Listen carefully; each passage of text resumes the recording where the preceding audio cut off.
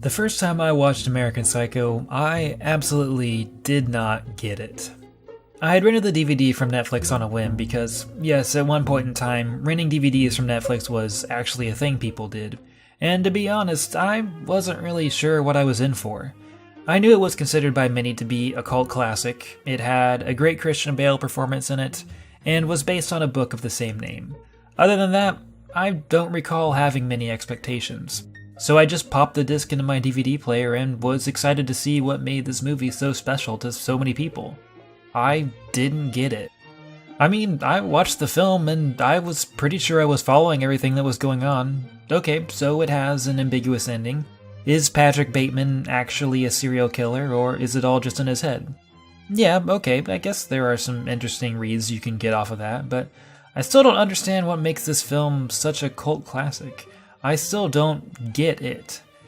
A bit confused, I slipped the DVD back into the cardboard envelope, sent it away, and didn't really think about it again.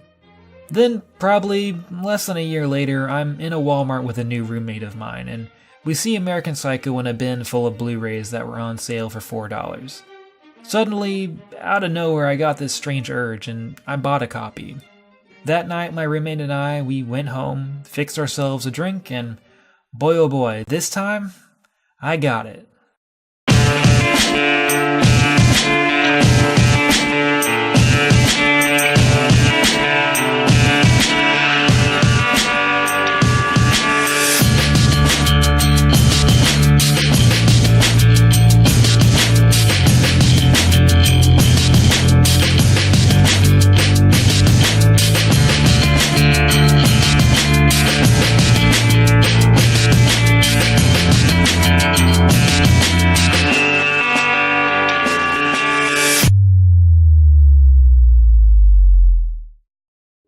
While comedy as a genre has never really gone out of style, the individual films of that genre often have a hard time standing up to the test of time. For instance, take a look at some of the biggest comedy films that were really popular with me and my friends during high school. Films like Superbad, Forgetting Sarah Marshall, Role Models, and Step Brothers. Now, I'm not necessarily saying I think these movies aren't funny anymore, although, for the record, I probably haven't watched any of them since college, so I don't really want to go to bat for them either. My larger point is more to the fact that if you tried to go back and watch them for the first time now, you probably wouldn't find them nearly as funny as we did over a decade ago. There are a lot of reasons for this, but one of the biggest is that comedy is almost always at least partially referential, which is why jokes are rarely as funny when you take them out of their original context. Another important thing you probably noticed is that all of those films I mentioned were contemporary to their time. In a lot of ways, we tend to form attachments to our favorite comedies in the way we determine our tastes in music, in that for a lot of us, the stuff you tend to keep coming back to is the stuff that was popular when you were in high school. But the other thing that comedy has in common with music is that the stuff on the fringes tends to hold up better over time. The more experimental stuff, the pieces that try and mix genres together, the kinds of things that are less mainstream, those films and songs are, ironically enough, usually easier to go back to.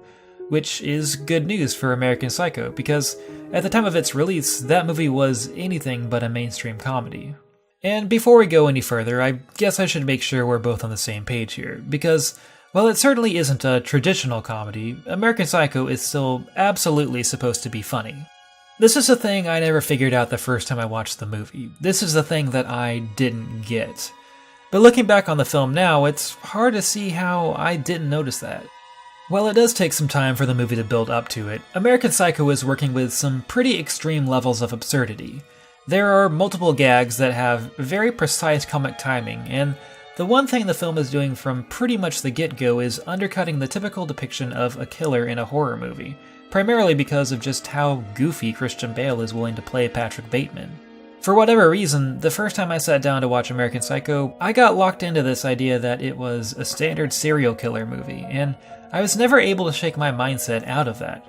I guess the only thing I really needed to fix this problem was to watch the movie with someone else. I definitely think part of the reason American Psycho landed so differently for me on a second viewing was just because I had a better handle on the literal plot, which in turn gave my brain more room to look at this as something other than just a by-the-book slasher film. But I think another, possibly even more important part of the equation is that I wasn't watching the film alone this time. It's honestly pretty amazing how infectious laughter can be.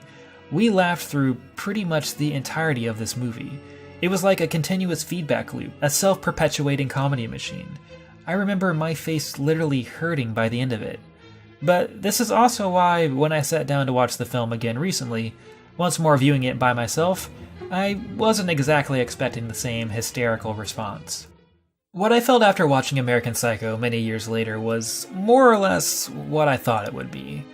Some parts of it, primarily the most absurd parts, still hold up pretty well.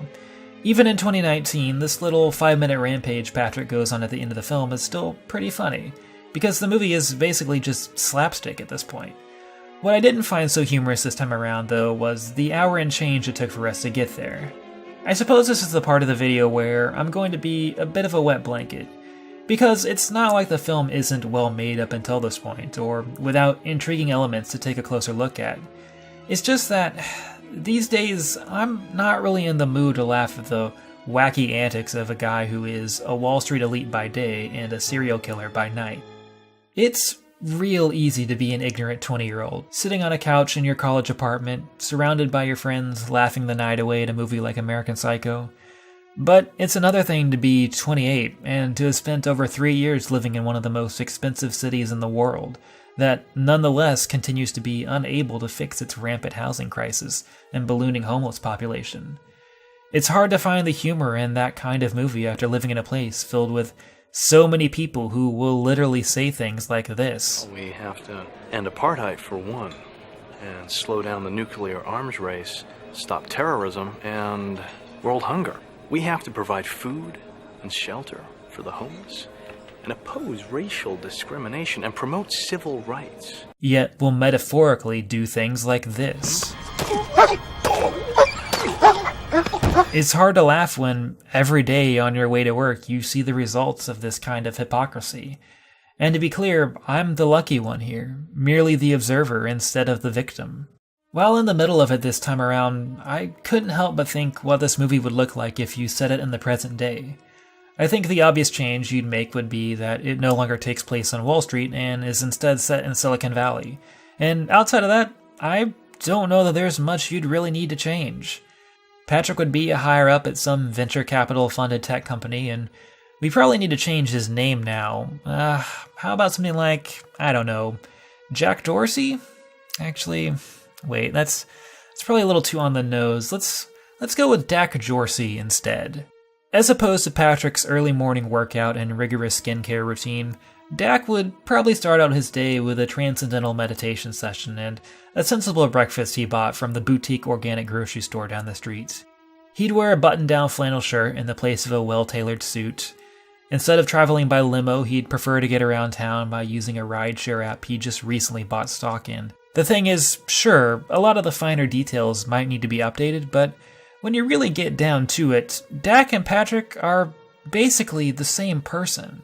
In fact, when I think about our updated take on American Psycho, one of the few things that stands out as notably different to me is that these Wall Street bros from the 80s are actually probably more self-aware than their socially conscious tech bro counterparts would be. I mean, that's kind of one of the big jokes of the film, right? That all these guys are basically interchangeable, that no one can tell them apart. They all dress the same, have the same haircut, go to the same restaurants, have the same credit cards. Patrick himself is no one special. He's just another greased-up white guy in a suit. I mean, that's one of the key plot points in the film, that Patrick literally gets mistaken on multiple occasions for one of his colleagues. The only thing that really makes Patrick stand out is that he's the only one who hasn't accepted who he is. He still believes that out of his dual personas, the killer and the businessman, one side is the mask and the other his true self, the person he needs to hide. But in reality, there is no difference. They're both just two sides of the same coin. All of these guys already understand that and have really no shame about it. But Patrick is still struggling to realize this. That is the major conflict of the film. In a sense, the movie almost unintentionally paints Patrick as a sympathetic figure. Someone who, yes, finds himself unable to live by any moral code, but is still trying to hold on to some sense of right and wrong. Which I suppose leads me to the ending because, I mean, really, we can't talk about this movie without going over the final scenes. As is common for films with ambiguous endings, this is probably the most frequently discussed part of it. Do you think Patrick is really a murderer, or was it all just in his head? Well, the truth is, it doesn't really matter, because the point is that this is specifically constructed in a way that you can never know the answer for sure. And this isn't me trying to step all over your favorite fan theory. I mean, thematically speaking, it doesn't matter if Patrick Bateman has literally performed every murder you've seen on screen up until this point. In the last scene of the movie, Patrick tries everything he can to confess to the crimes he believes he has committed. But the big twist is not the answer to the question of, did he really do it? It's that it doesn't matter. Either way, no matter what, even if he really did kill all those people, no one believes him. He will never be punished because society is unable to see him as someone who could be a killer. And, I mean, yeah, based on real life, that is uncomfortably true. But that isn't the part that ruins it for me. What really leaves a sour taste in my mouth is the very final bit, where Patrick surveys the room, looking at all these ridiculously wealthy people he's surrounded by, that he despises. And he realizes that, because he can never be caught, he can also never escape. He is stuck in a prison of his own making, a sort of be careful what you wish for parable. And I'm sorry, but as an ending, that fucking sucks.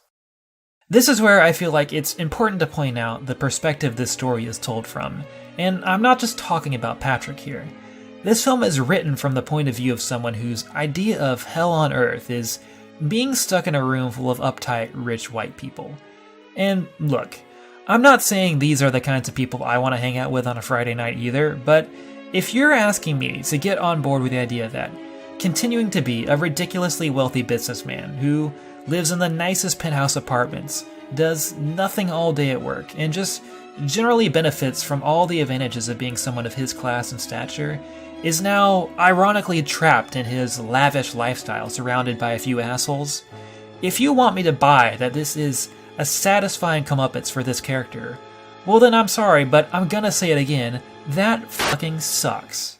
Even though the movie never condones any of Patrick's actions, even though it still sees him as a bad guy, the sad truth is American Psycho is a film that relates far more to this guy, or these guys, or these guys, much more than it does this guy. And at the end of the day, this is supposed to be a satire, it's supposed to be funny. So then why does this ending feel so hollow? Well, the truth is, even if your script doesn't specifically go out of its way to punch down, it's also real hard to punch up when you already see yourself at the top. Ultimately, my one big takeaway from watching the film now is that my problem with American Psycho is no longer that I don't get it. My problem is that I don't want it.